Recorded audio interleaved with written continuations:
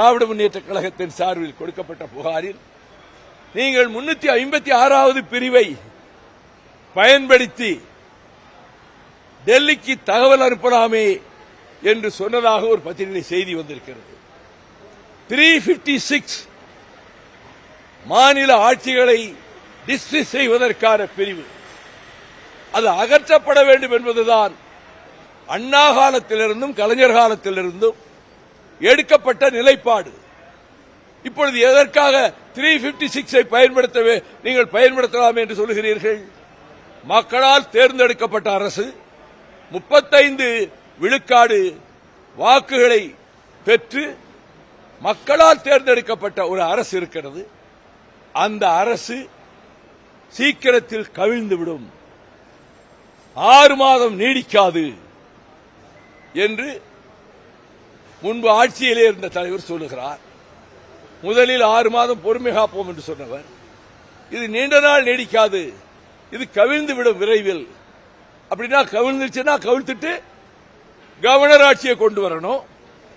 எந்த பிஜேபி இந்துத்துவ சக்திகளை தமிழ்நாட்டுக்குள் நுழையவிடக்கூடாது என்பதற்காக, அந்த ஒரு காரணத்துக்காக இதே கோவை விமான நிலையத்தில் திராவிட முன்னேற்ற கழகத்தின் இதற்கு முன்பிருந்த முதலமைச்சர் சகோதரர் தளபதி ஸ்டாலின் அவர்களை சந்தித்த போது இந்த காரணத்தை தான் நான் சொன்னேன்.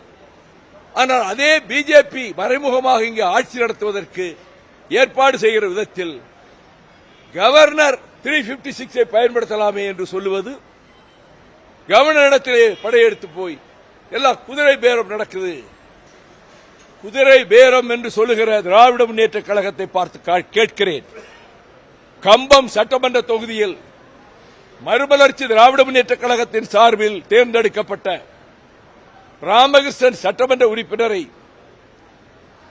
கட்சியிலிருந்து ராஜினாமா செய்ய சொல்லதோடு சட்டமன்ற உறுப்பினர் பதவியை ராஜினாமா செய்ய சொல்லி மீண்டும் அவரை திராவிட முன்னேற்ற கழக வேட்பாளராக்கி அதே தொகுதியில் எம்எல்ஏ ஆக்கினீர்களே, அது என்ன பெருச்சாளி பேரமா, குதிரை பேரம்னா? நீங்க தானே தொடங்கி வச்சது தமிழ்நாட்டில். இதை பற்றி சொல்றதுக்கு உங்களுக்கு என்ன அருகதை இருக்கு? அதே போலத்தான் அனிதா ராதாகிருஷ்ணனையும் அதிமுகவிலே ராஜினாமா செய்ய சொல்லிவிட்டு பிறகு நீங்களே உங்கள் கட்சி சார்பு வேட்பாளராக ஆக்கினீர்கள். இதெல்லாம் நீங்கள் தான் முன்பு வழிகாட்டி இருக்கிறீர்கள். அதிமுகவிலே எடுக்கப்பட்ட நிலைப்பாடு, திமுக ஆதரவோடு ஆட்சி அமைக்கலாம் என்று எடப்பாடி பழனிசாமி எடுத்த நிலைப்பாடு பலருக்கு அங்கே பிடிக்கவில்லை, சி வி சண்முகம் உட்பட.